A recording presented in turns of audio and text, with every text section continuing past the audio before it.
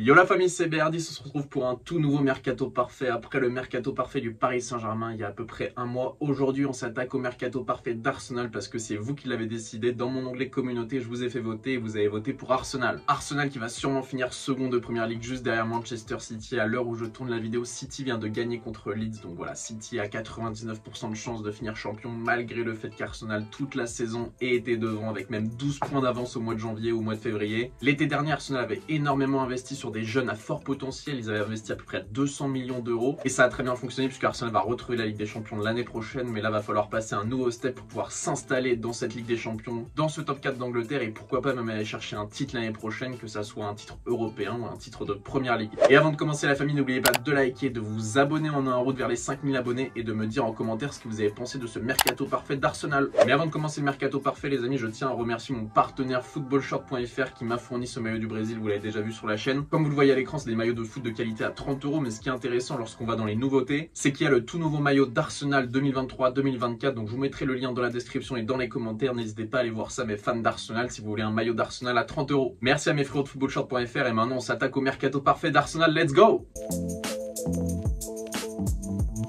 Avant de s'attaquer à notre 11 titulaire et aux achats, on va d'abord parler des ventes. Énormément de retours de prêt cet été pour Arsenal, que ce soit Nicolas Pepe, Nuno Tavares, Lokonga, Marquinhos, Krusty, Maitland-Niles, Cédric Suarez ou Alex Runarsson. Certains de ces joueurs ont des options d'achat, certains d'autres non. Ça, c'est tous les joueurs qui sont de retour en prêt qui ne m'intéressent pas. Par contre, il y a un joueur qui va être de retour de prêt qui va m'intéresser, c'est Balogun, mais on y reviendra plus tard dans la vidéo. Donc pour tous ces joueurs qui sont de retour de prêt, on va pas estimer les ventes joueur par joueur. Par contre, on va prendre une enveloppe globale. Je pense qu'à peu près tous ces joueurs qui vont être vendus cet été vont rapporter à peu près 50 millions d'euros au club. Et encore, je vise assez bas parce que ça peut rapporter bien plus, mais on va rester dans le réalisme, donc on va dire que ça rapporte 50 millions d'euros au club. Le premier joueur qu'on va vendre sinon, ça va être Nketiah, 35 millions d'euros. Pourquoi? Parce que j'ai envie d'installer Balogun en tant que doublure. Nketiah, c'est un très bon joueur, c'est un jeune, mais je trouve que c'est inutile d'avoir Balogun et Nketiah, donc j'ai fait un choix, je vends Nketiah à 35 millions d'euros. Il aura aucun mal à retrouver un club en première ligue, mais je préfère largement Balogun. On peut parler rapidement de Balogun, il a fait une superbe saison avec Reims, avec Will Steele. Il mérite amplement son retour parmi l'effectif d'Arsenal, donc pour moi Balogun, il est supérieur à Nketiah et j'espère qu'il fera ses preuves à Arsenal.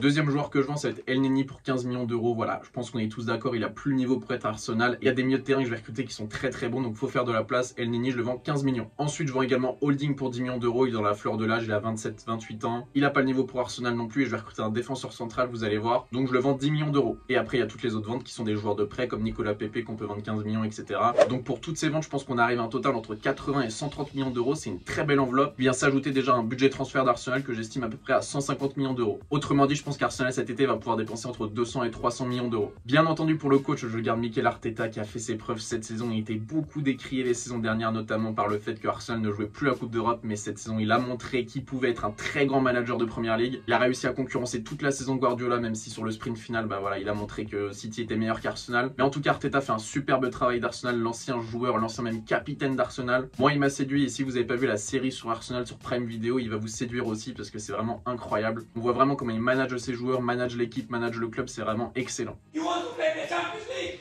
Play to play the fucking Champions League! And the same to you and everybody. And everybody that comes on the bench to contribute, to help. We work so hard, guys. So hard to be here. And we give it away. The good thing is we have 45 minutes. And we can destroy them. And they are dead for the taking, guys, because they are dead, physically dead. Let's go, guys. Let's go!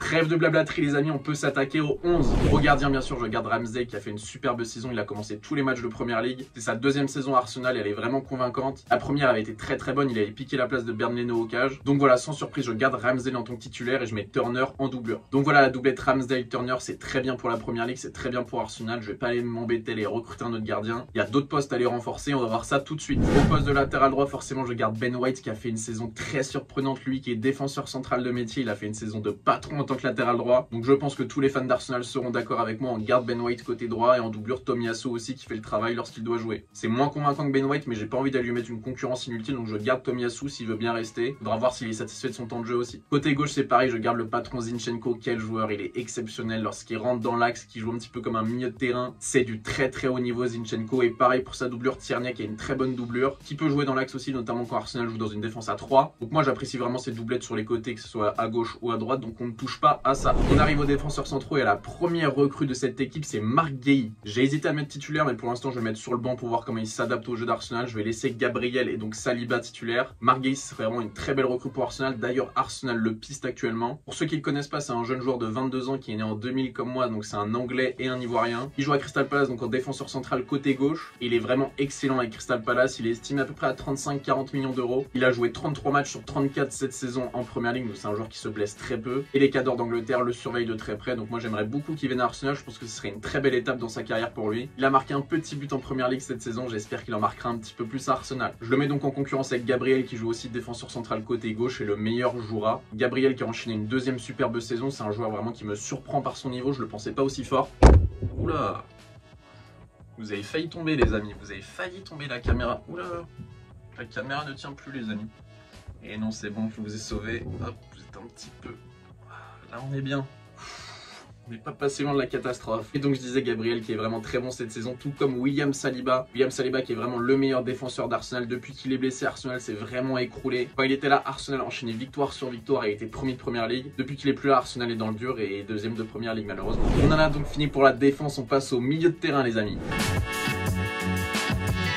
Au milieu de terrain, on va pas rigoler, on commence directement par la plus grosse recrue de ce mercato estival. Ça sera très dur d'aller le chercher, notamment en concurrence avec Chelsea. Mais pour moi, Arsenal doit essayer de recruter Declan Rice, un des meilleurs numéro 6 au monde. Declan Rice, moi je l'aime énormément. C'est un joueur qui sait tout faire, il sait tirer, il sait passer. C'est un mec très dur sur l'homme. En tant que numéro 6 devant la défense, c'est très dur de faire mieux. À la limite, il y a Rodri de Manchester City qui est meilleur, on est d'accord. Mais Declan Rice, il est jeune, il est anglais, il connaît le championnat, il sait tout faire sur un terrain. Son seul défaut, c'est qu'apparemment, il serait supporter de Chelsea. Donc ça sera peut-être dur pour Arsenal d'aller chercher, mais n'oubliez pas qu'on disait la même chose pour Modric. Modric, on disait que c'était un supporter d'Arsenal, au final il a signé à Chelsea, donc peut-être que ça sera l'inverse pour Declan Rice. Dites-moi en commentaire ce que vous pensez de la potentielle arrivée de Declan Rice à Arsenal, moi je trouverais ça magnifique. Et en doublure de Rice, forcément je garde Jorginho, l'expérimenté italien. C'est dur de faire mieux en tant que doubleur, en plus il a l'expérience. Arsenal c'est une des équipes les plus jeunes de Première Ligue, donc avoir Jorginho sur son banc, il apporte son expérience aux jeunes, que ce soit en Première Ligue, mais aussi en Coupe d'Europe, parce qu'il a gagné la Ligue des Champions avec Chelsea. Il a aussi gagné l'Euro avec l'Italie, donc c'est vraiment un gagnant dans l'âme. Pour moi, il faut absolument garder Jorginho, c'est vraiment une valeur ajoutée dans ce vestiaire qui est inestimable. En plus, il vient d'arriver, donc je pense pas qu'il partira de sitôt.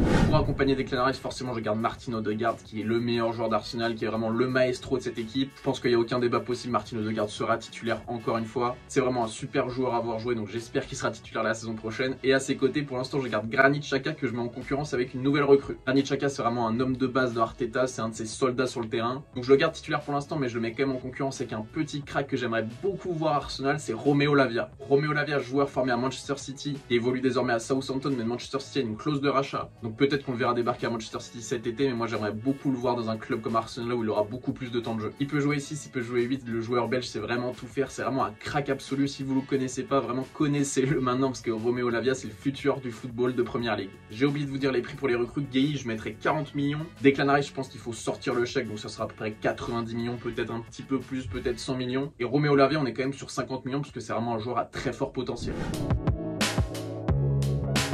On passe aux attaquants, je garde les 3 attaquants qui ont fait le boulot cette saison, qui ont été exceptionnels, que ça soit Gabriel Jesus en pointe, Saka à droite et Martinelli à gauche, do Brasil comme le maillot. Je les garde titulaires, mais je les mets en concurrence avec du très beau monde, donc Balogun qui est de retour de prêt, et également la dernière recrue de cette vidéo qui va nous faire sortir le chéquier aussi, c'est Moussa Diaby. Moussa Diaby, je pense que pour 60 millions, les Leverkusen, ils vont le céder à un club de Première Ligue. Il y a énormément de concurrence pour le signer cet été, il y a Newcastle, il y a le Bayern, il y a le PSG, il y a Chelsea. Moi je le vois très bien à Arsenal, je trouve que c'est vraiment le club parfait pour lui, c'est ni trop haut ni trop bas, il aura énormément de temps de jeu. Là je l'ai mis sur le banc, mais il faut savoir qu'il peut jouer à gauche comme à droite, donc je pense qu'il sera titulaire la plupart du temps. Mais j'arrivais pas à choisir entre Martinelli et Saka qui en V, je pense que ce serait plus Martinelli, mais voilà, Martinelli est tellement bon que ça me fait un petit peu mal de le mettre sur le banc. En tout cas Arsenal, je pense qu'ils ont vraiment besoin d'étoffer leur banc et d'avoir beaucoup de concurrence, parce que cette saison, quand Gabriel Jesus s'est blessé, c'était vraiment plus compliqué pour eux. Pareil pour Xhaka et Thomas Partey, dès qu'il manquait un des deux milieux, que ce soit Xhaka ou Partey, c'était la galère au milieu, donc ils sont allés chercher Jorginho au mercato d'hiver. Là avec ce mercato, c'est à peu près 240 millions d'euros d'achat, mais par contre t'as énormément de concurrence et t'as un vrai groupe